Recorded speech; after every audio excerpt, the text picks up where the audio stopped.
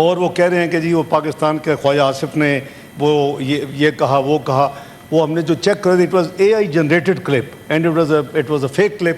تو میں صرف یہ عرض کر رہا ہوں کہ ہمیں سب کو بڑا ایک تو محتاط ہو کے میرے سمیت بات کرنی چاہیے. اٹس ناٹ یعنی کوئی بچوں کا کھیل نہیں ہے, یہ ایک سیریس قسم کی وار شروع ہو چکی ہے جیسے ہماری تھی انڈیا پاکستان کی. تو اس طرح کی یعنی گمراہ کن جو ہے نا جی مس انفارمیشن منسٹری بھی فیکٹ چیک کے نام پہ وہ اس کو کر رہی ہے. 4-5 اور ادارے جو ہیں اس وقت کر رہے ہیں. اسرائیل پر ایٹمی حملے سے متعلق خبریں فیک نیوز قرار. پاکستان نے ایسی تمام خبریں جھوٹ کا پلندہ قرار دے دیں. خواجہ آصف کا فیک بیان سوشل میڈیا پر چلایا گیا. وزیر خارجہ اسحاق ڈار کا قومی اسمبلی میں خطاب. کہا جوہری پروگرام ملک کی حفاظت کے لیے ہے, اسرائیل میں میلی آنکھ سے دیکھنے کی جرت نہیں. بھارت کچھ کرے گا تو پہلے سے زیادہ جواب ملے گا. پاکستان کی مسلح افواج مسلسل الرٹ ہیں.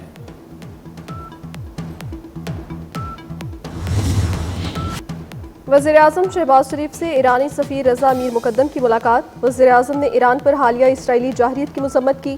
ایران اور اس کی عوام سے یکجہتی کا اظہار. ملاقات انٹرنیشنل میری ٹائم ایکسپو کے موقع پر ہوئی. شہباز شریف نے کہا پاکستان نے اقوام متحدہ کی سلامتی کونسل میں ایران کی حمایت کی. اسرائیلی حملے اقوام متحدہ چارٹر اور بین الاقوامی قوانین کی مکمل خلاف ورزی ہیں.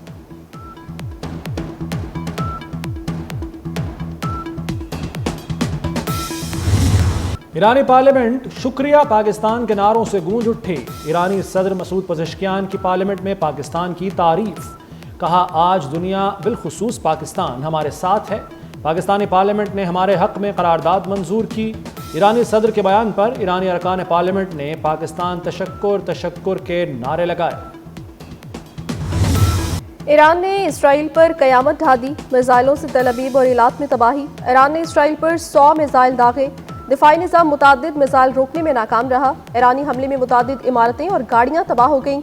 حیفا پاور پلانٹ شعلوں کی نظر ہو گیا. وسطی اسرائیل میں بجلی بند. ایرانی حملوں میں اب تک ہلاکتوں کی تعداد 25 ہو گئی. پاسداران انقلاب کا کہنا ہے حملے میں نئے طریقے استعمال کیے. اسرائیل نے اپنے تمام ایئرپورٹس اور ایئر سپیس کو بند کر دیا.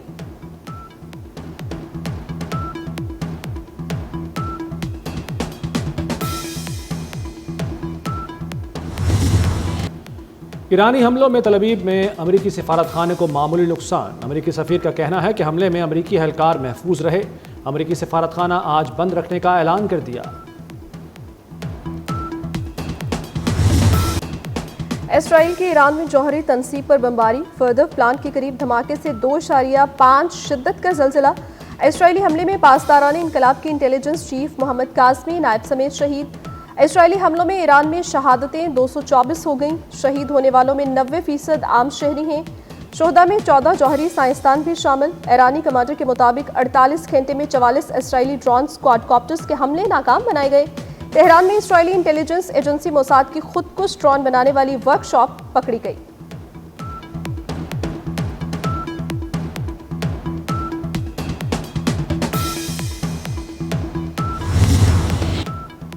اسرائیل کا ایران پر حملے کے مقاصد حاصل نہ ہونے کا اعتراف.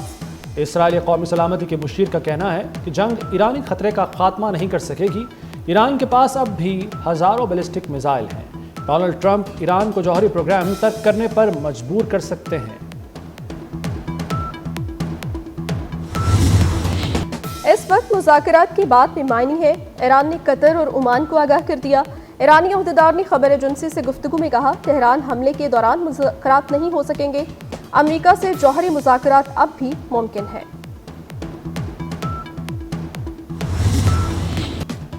امریکی صدر نے اسرائیل ایران جنگ میں شامل ہونے کا اندیا دے دیا. ڈونلڈ ٹرمپ کی امریکی صحافی سے آف کیمرہ گفتگو.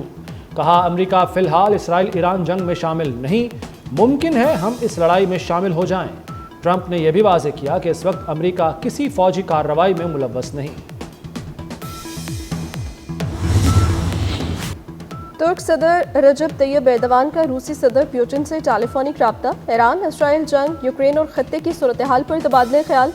طیب ایردوان نے کہا نیتن یاہو کا رویہ بین الاقوامی نظام کے لیے خطرہ ہے. اسرائیل نے پورے خطے کی سلامتی کو خطرے میں ڈال دیا. مشرق وسطیٰ کسی نئی جنگ کا متحمل نہیں ہو سکتا. ایران کے ساتھ تنازع حل کرنے کا واحد حل سفارتکاری ہے.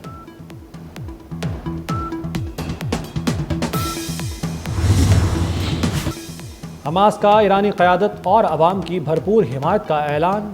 القسام بریگیڈ کے ترجمان کا کہنا ہے کہ ایران اور اس کے عوام کے ساتھ کھڑے ہیں۔ بروقت جوابی حملے کر کے ایران نے اسرائیل کی بنیادیں ہلا دیں۔ اسرائیلی حملوں میں اعلیٰ ایرانی فوجی کمانڈرز اور عام شہریوں کی اموات پر افسوس کا اظہار۔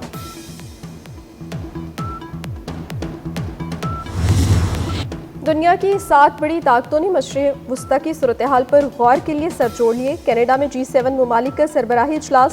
امریکی صدر Donald Trump, Italy, France, Germany, برطانیہ اور جاپان کے سربراہان سمیت یورپی کمیشن کی صدر بھی شریک۔ ایران اسرائیل جنگ سمیت مشرق وسطی کی صورتحال پر تبادلہ خیال۔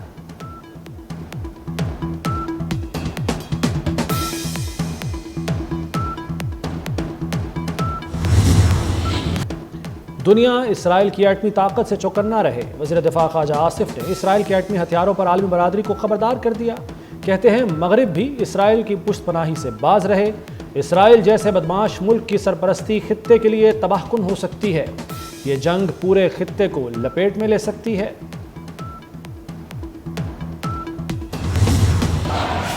جناب اسپیکر، مقامی حکومتوں کو بااختیار بنانے کے لیے اس بجٹ میں 764.2 ارب روپے کے فنڈ عبوری PFC کے تحت مختص کیے گئے ہیں۔ اگلے مالی سال کے لیے تعلیم کے شعبے میں 661 ارب روپے کے خطیر فنڈ مختص کیے گئے ہیں۔ پچھلے بجٹ کی طرح اس بجٹ میں بھی صحت کا شعبہ ہماری توجہ کا مرکز ہے۔ پنجاب میں سرکاری ملازمین کی تنخواہوں میں 10 اور پینشن میں 5% اضافہ۔ کم از کم اجرت 37,000 سے بڑھا کر 40,000 کر دی گئی۔ پنجاب حکومت نے دوسرا بجٹ پیش کر دیا۔ حجم 5,335 ارب روپے رکھا گیا۔ ترقیاتی بجٹ میں 47% اضافہ، 1,240 ارب مختص کیے گئے۔ غیر ترقیاتی اخراجات میں 6% اضافہ، جاری اخراجات کا حجم 2,026 ارب رکھا گیا، جبکہ تعلیم کا بجٹ 21% اضافے کے ساتھ 811 ارب تک پہنچ گیا۔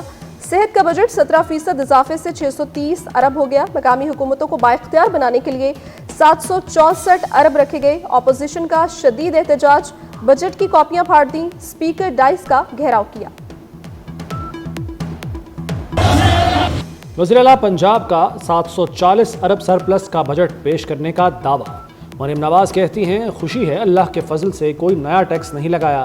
دوسرا سال ہے پنجاب نے نیا ٹیکس نہیں لگایا۔ ٹیکس بڑھانے کی بجائے ٹیکس نیٹ پر توجہ دیں گے۔ پورے صوبے میں مفت ادویات ہر جگہ ملیں گی۔ شرح سود 11% پر برقرار رہے گی۔ رواں مالی سال کی آخری مانیٹری پالیسی کمیٹی کے اجلاس میں فیصلہ۔ اسٹیٹ بینک نے کہا ہے کہ معاشی اعداد و شمار بہتر ہوئے ہیں۔ عالمی مارکیٹ میں خام تیل کی قیمت بڑھنے پر پاکستان میں بھی اثرات ہوئے۔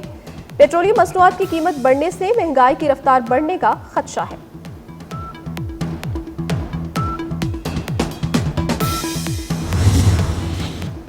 فوجی فرٹیلائزر نے PIA کی خریداری میں دلچسپی کا اظہار کر دیا۔ فوجی فرٹیلائزر کے بورڈ نے PIA کے مالیاتی جائزے کی منظوری دے دی۔ گزشتہ سال PIA کی نجکاری کی پہلی کوشش ناکام رہی تھی۔ بلو ورلڈ سٹی نے کم از کم قیمت 85 ارب کی بجائے صرف 10 ارب کی پیشکش کی تھی۔ برسلز میں پاکستان کی سفارتی ٹیم کا کامیاب دورہ مکمل۔ بلاول بھٹو زرداری نے بہترین انداز میں وفد کی قیادت کی۔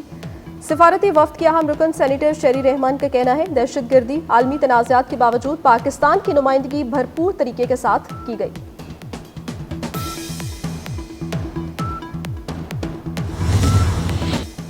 پشاور اور شمالی وزیرستان میں فورسز کا آپریشن۔ بھارتی ایما پر سرگرم فتنہ الخارج کے 5 دہشت گرد ہلاک۔ ISPR کے مطابق پشاور میں 4 اور شمالی وزیرستان میں 1 دہشت گرد مارا گیا۔ ہلاک خارج کئی دہشت گرد کارروائیوں میں ملوث تھے۔ صدر، وزیر اعظم اور وزیر داخلہ محسن نقوی کا فورسز کو خراج تحسین۔ سینیٹر عرفان صدیقی کا اعلیٰ تعلیم کے بجٹ میں اضافے کا باضابطہ مطالبہ۔ کہا ہائر ایجوکیشن کمیشن کے اخراجات کے بجٹ میں 5 سال سے اضافہ نہیں ہوا۔ ترقیاتی بجٹ میں 40% کمی افسوسناک ہے، اس لیے 80 ارب روپے مختص کیے جائیں۔ عرفان صدیقی نے سینیٹ کی قائمہ کمیٹی خزانہ کو تحریری تجویز بھیج دی۔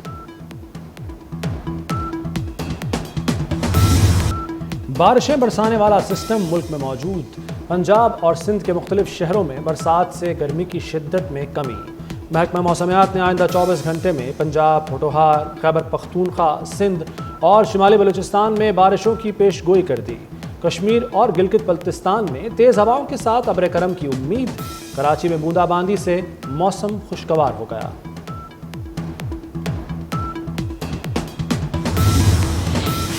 اسرائیل کی غزہ میں بھی جارحیت جاری، فلسطینیوں پر وحشیانہ بمباری اور درندگی کی نئی لہر۔ گزشتہ 24 گھنٹوں کے دوران 65 فلسطینی شہید، 315 شدید زخمی ہو گئے۔ اسرائیلی فوج نے زیادہ تر فلسطینیوں کو امداد کی تقسیم کے دوران حملے کر کے شہید کیا۔ خان یونس میں جھڑپوں کے دوران اسرائیلی فوجی ہلاک ہو گیا۔ ٹرمپ انتظامیہ نے نئی سفری پابندیوں کا منصوبہ شروع کر دیا۔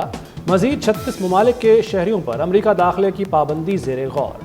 امریکی میڈیا کے مطابق ان ممالک کی فہرست میں پاکستان کا نام شامل نہیں۔